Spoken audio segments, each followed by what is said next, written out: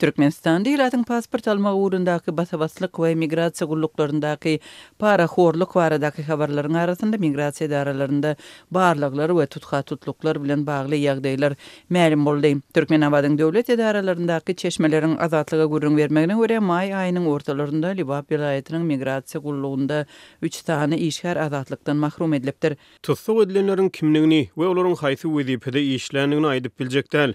Bu wakadan soň daşary ýurt pasportlaryny almakda ýeňillikler dörep başlady. Dip çeşmelerin biri anonim şertde gurrun berdi. Migrasiya işgärleriniň tutsaklygy we munyň sebäpleri barada migrasiya resmiýetlerinden maglumat alyp bolmady. Anonim gürleşen çeşmeler bolsa tutlugyň korrupsiýa bilen baglydygyny öňe sürdüler. Mundan soň Libap vilayatynda biometriki pasport almagyň biraz aňsatlaşandygyny yerli ýaşaýjylar hem tasdikleýärler.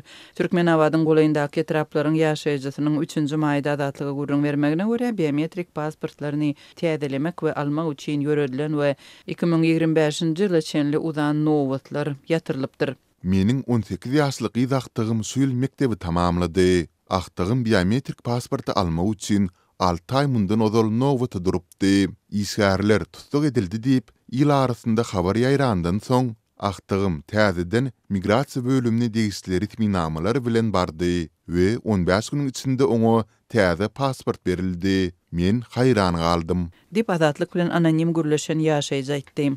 Bu ýagdaý ýurtda biometriki pasportlar almagy islegleriň öňgörüli edilmedik derejede artan pursadyna gabat geldi. Raýatlaryň pasport taýýarlatmak üçin arda tapşyrmagynyň nowatlary tas 2 ýyla uzady. Şol bir wagtda ýurtda para ber pasporty gysga wagtda taýýarlatmak mümkinçiligi saklanýar.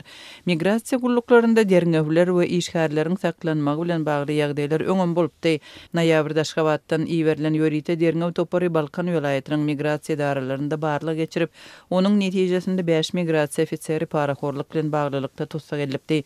Emma şonda biraz gowşan nowatlar birnäçe aýdan soň ýene uzady. Ýurdun daşyna migrasiýa akymynyň güýçlenýän wagtynda Türkmenabad şäherinde turistik agentlikleriniň sany artýar. Daşary ýurda gitjekleriň sany artýanyny sebäpli bu agentlikler açyldy. Olar esasan Russiýa we Türkiýe işe hemde okuw etmek üçin degişli resminamalar taýýarlamagy we viza almagy ýardym edýärler. Dip Türkmenabadly çeşmelerin biri gurrun berdi. Daşary ýurtlara gazanç üçin gidýänleriň arasynda büdjet işgärleriniň sany hem köpelýär.